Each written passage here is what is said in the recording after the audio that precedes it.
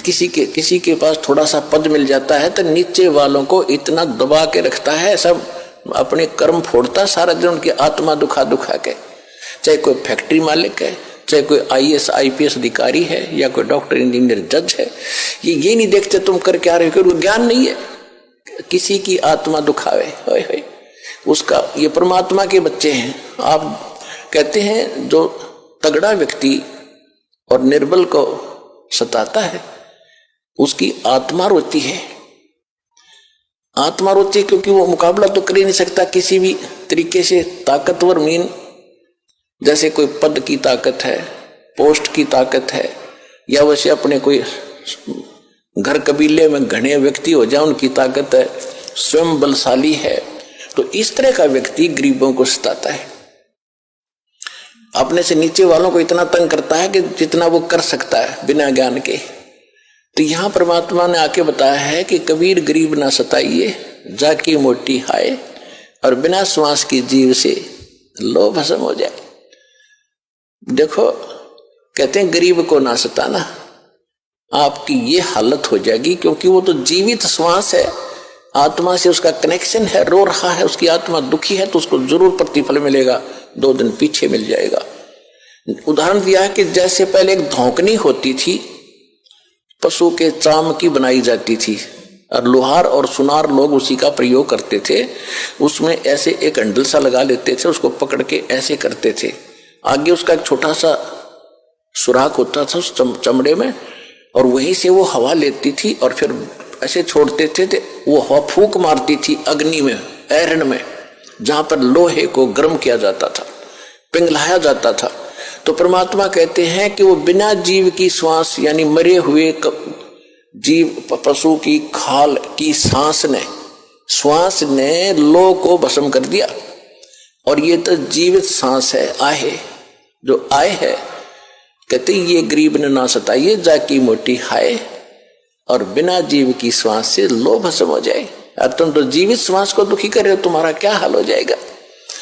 तो इस काल ने हमें न्यों भी आप एक दूसरे के साथ अपने कर्म बिगाड़ने के लिए सिस्टम पूरा फिट कर रखा है कि इनकी बिरान माटी कर दूं, और फिर ये अपने वो एक दूसरे का किया कर्म यहाँ भोगते रहे और आजीवन दुख पाते रहे।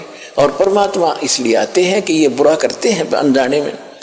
आज किसी की चोरी की, निंदा की, उसका अगले जन्म में फिर देना पड़ता है। कोई दामाद बनकर लेगा, बेटी भी लेगा, धन भी लेगा, और फिर मर जाएगा और बेटी विधवा होगी, फिर उसके पालन पोषण में बच्चों के लागा रहेगा वो मूर्ख।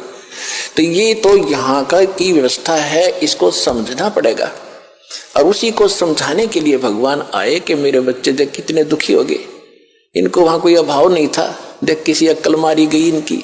तो जिस माता पिता के बालक बिगड़ जाए किसी कारण से भी, उसको चैन नहीं पड़ता जब तक उसकी पार बसाओगे। न सोचेगा ये कभी सुधरे और वापस आ जा, और फिर मैं सीने से लगा लूं, इनको सारी संपत्ति दे दूं, मैंने क्या करना है।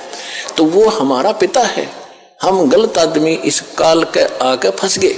ये गंदा आदमी है, ये सत्य कति झूठा कपटी, हर तरह से हमें मूर्ख बनाकर यहाँ पर फांस रहा है।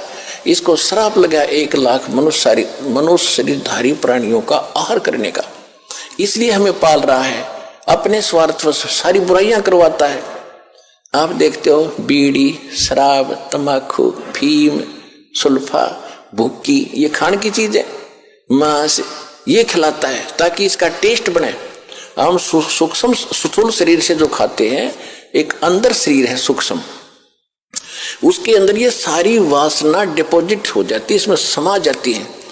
कुछ अधिक आहार तो लग जाता है शरीर के पोषण में, स्थूल के शेष जो वासना है उसका टेस्ट होता है, वो अंदर जाता है, समाता है जीव के माध्यम से।